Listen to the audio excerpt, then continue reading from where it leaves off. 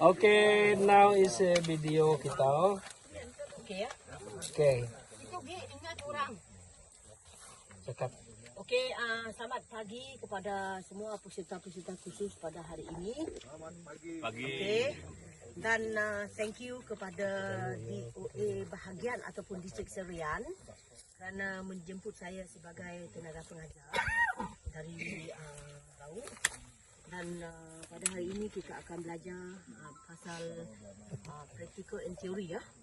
First kita pergi ke teori dulu. Praktikal dulu, lepas tu baru kita pergi ke teori. Jadi pada sesi ini saya nak semua fokus, okey, betul-betul belajar yang di ladang sebab teori is teori. Sebab yang di teori itu not 100% yang kita boleh ikut teori, itu hanya untuk basic sahaja, tapi praktikal sangat penting. Jadi bila saya berdiri di sini, dari segi observation saya, pemerhatian saya yang first ni, saya tengok kopi ni tidak diurus dengan baik. Kopi since 1994 dan saya telah dihantar ke luar negara selama 6 bulan untuk belajar pasal kopi. Belajar dari A ke Z pada tahun 97 selama 6 bulan di Vietnam. Iaitu kopi di Vietnam adalah kopi yang the best in Asia lah. Jadi di situlah saya belajar menimba ilmu. Lepas tu saya dihantar balik pergi belajar lagi dekat Johor selama 2 bulan, pergi Tenom 2 bulan.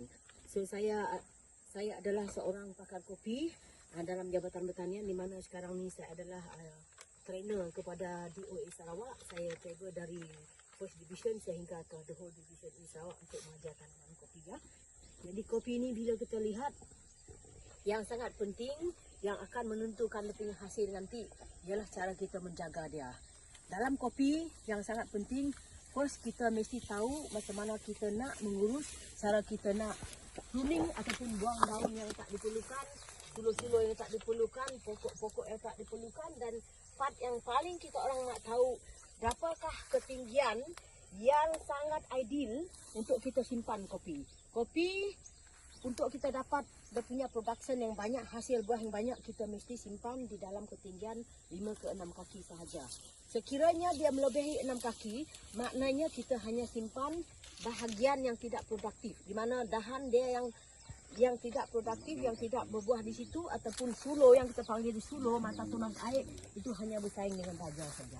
So sekarang ni kita nak tanam kopi untuk satu pokok ni, kita nak keluarkan hasil dia dalam lingkungan 15 ke 20 kilo sepokok, seperti di bau.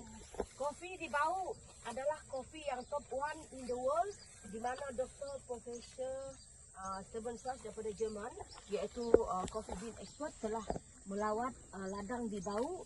Dia telah ambil sampel berry dengan dia punya bean yang telah kami proses dan dia bawa ke makmal di Jerman, bahawa kopi di bau adalah top 1 grade in the world. Daripada semua kualiti kopi Liberica di dunia, kopi di Tringgos Bong iaitu di kawasan bau itu adalah top 1 in the world. So untuk kita nak mencapai level international di mana kita dapat tempat pertama di dunia, kita kena bekerja keras. Di mana saya sebagai seorang pakar kopi telah establish kopi di bau, iaitu projek kami orang pertama di bau since 2021, dan saya telah dapat mencapai projek kejayaan yang sangat mengesankan di tingkat dunia. Jadi sekarang ni untuk kita orang semua nak mencapai kejayaan dalam tanaman kopi, pertama kali kita kena urus pokok kopi kita dengan baik. Kita kena pruning, itu yang aspek utama. Yang lepas tu cara kita baja kena betul, kadar baja yang kita guna iaitu penyampau baja yang kita akan guna nanti. Lepas tu apa jenis baja kita pakai dan macam mana kita baja dengan cara betul, dan berapakah dia punya frekuensi ataupun kekerapan, berapa banyak kalinya kita baja dalam setahun. Itu yang sangat penting. Dan yang paling penting, seperti yang saya cakap tadi, kita kena kawal penyakit dan perosak. Dalam tanaman kopi dia banyak penyakit dan perosak yang akan menyebabkan kualiti kopi kita jatuh. Di sini bila kita lihat di sini, secara saya berdiri di sini saya sudah tahu ya. Sekarang kita buat pemulihan secara total. Okey. Yang ni pula kita orang tak tahu Untuk kopi, bila dah ada berry dekat sini, kita tidak boleh menyimpan daun di sekitar beri ini sebab dia akan menutupi cahaya matahari. Dia akan menyebabkan tahap kematangan dia lambat. Dia akan menyebabkan beri kopi ini akan kecil. Untuk kita nak induce cahaya matahari masuk, so kita kena buang yang kita panggil dia daun di bawah ketiak beri. Ini adalah sangat penting. Bila kita buang, pastikan kita tidak mencederakan beri. So ini adalah part yang berbunga. Yang satu ni dia punya bud size. So yang macam ni kita kena buang sebab dia tidak berbuah dekat situ. So selagi daun yang tak sihat kita lihat, ini kita tidak boleh simpan sebab dia telah di affected oleh yang kita panggil dia leaf anthracnose ataupun penyakit kulat daun yang kita panggil dia anthracnose. Anthracnose ada dua jenis. Satu anthracnose pada buah di mana buah beri hitam. Satu lagi di mana anthracnose daun ni dia akan attack bahagian daun dia. Jadi bahagian daun ni kalau kita biarkan sekiranya hujan, terlihat dan nanti dia akan berampit dengan yang daun yang sihat. Itulah sebabnya perlu untuk kita buat pemangkasan secara total. Yang kita lihat ni pula, ini pun disebabkan oleh anthracnose daun. Dan yang kita lihat yang kuning ni dia kekurangan zat makanan, dia tak cukup baja. So yang sekarang ni kita kena tahu mana bahagian kita pangkas. Selagi yang ada daun di kawasan yang ada beri, wajib untuk kita buang. Jadi daun yang tak sihat kita kena buang juga, pangkas. Itulah caranya kita menyelenggara kopi kita dengan baik. Sekiranya anda melakukan semua macam ni nanti, dalam satu pokok ni saya boleh bagi keyakinan bahawa kita boleh produce paling tidak pun dalam 9 kilo ke 10 kilo untuk satu pokok.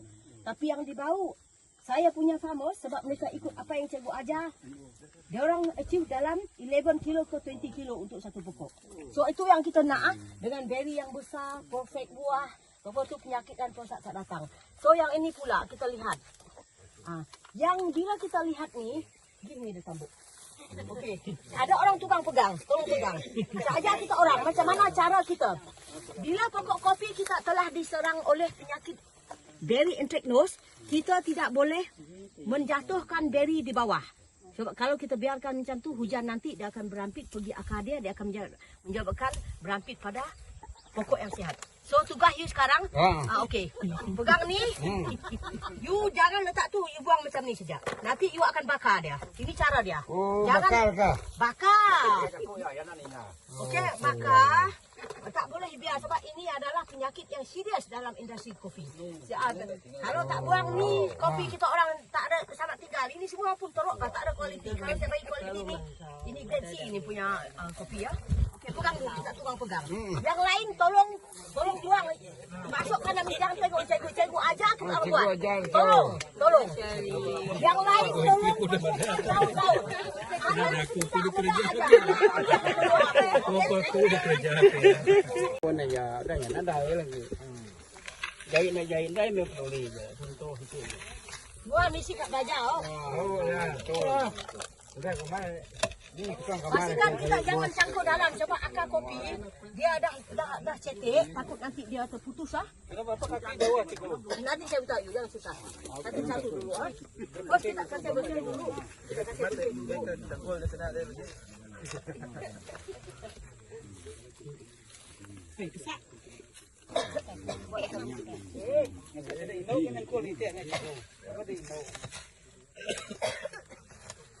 Aku training lebih teruk daripada ini, tahu? Tak kita orang.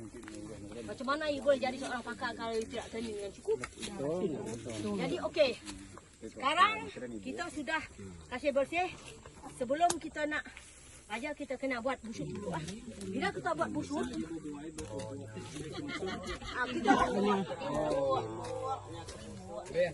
kita okey. Jadi tak perlu dalam, takut nanti akar kopi terputus Memang dalamnya cikgu? Bas. Pakai bakar mano. Saya bisa pandai mana. Saya pandai mana. Kita baca masuk dalam. ke timur merbah. Cikgu, kalau bikin busut ini macam tidak payah pakai cangkul, ada yang macam suhu tu, boleh kan cikgu? Kita pakai rek. Rek, ya. Tentang 5 mata ataupun 7 mata. Faham Faham. Tapi kalau pakai cangkul boleh, tapi kita kena kasih cetek jangan dalam Jadi Bila kopi ni berumur 3 tahun ke atas, nuan mesti kat nemu penyampau baja terkena Kalau boleh kesak. respon. Okey. Mana baja tadi? Kita Nah, pakai ini aja, nah, tinggal kena kumaja kayaknya. 12, 17, 2. Jadi kalau kita baca, kita ikut tengok baik-baik. Okey. Tengok baik-baik kita orang semua. Besok lusa kita akan ikut apa yang cikgu ajar. Dalam kepala otak kita orang semua kena faham. Faham ke tidak? Faham. Okey, macam ni. Kalau kita baca sekeliling, kita buat macam ni. Okey. Ini pun tak betul lah ini pasti.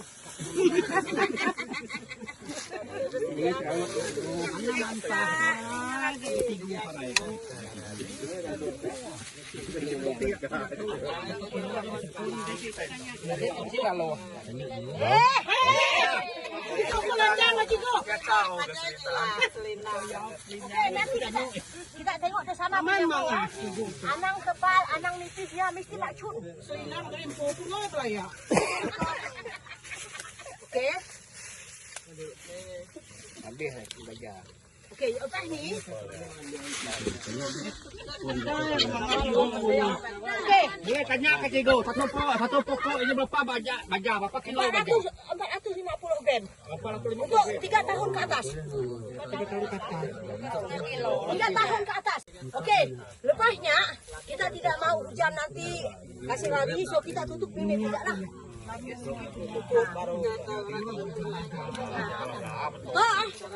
Buat ke 3 bulan bertahan. Dia tidak lari. Dia tengok kita dalam 2-3 bulan. Kopi kita nanti naik.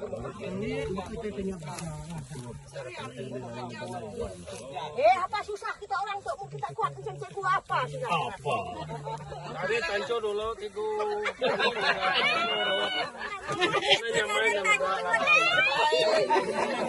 Yang penang lo cikgu kata memang dah dibayar yang Akhirnya hari tanco adanya.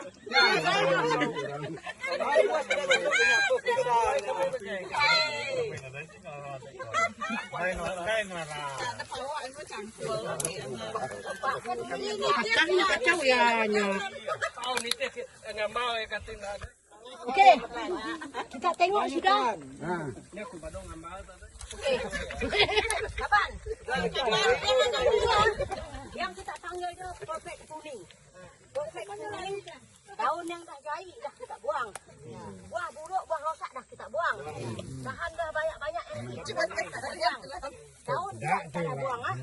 Datuk nuan medak, dia punya ketinggian memang cun. Ketinggian cun 5 kaki. Lepas tu, sekarang ni kita tengok. Cari mana yang ada buah cerum lagi kita buang. Lepas tu, kita rekod. Hari ini kita baca contohnya lah.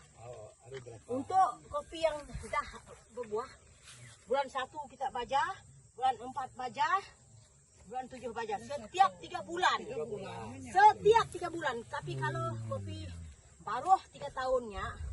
Baru kita baca 2 bulan. Bulan 1, bulan 3, bulan 5, bulan 7. Kalau dah lebih daripada 3 tahun. Dia sudah keluarkan buah. Setiap 3 bulan kita kena baca. Kita rekod dulu.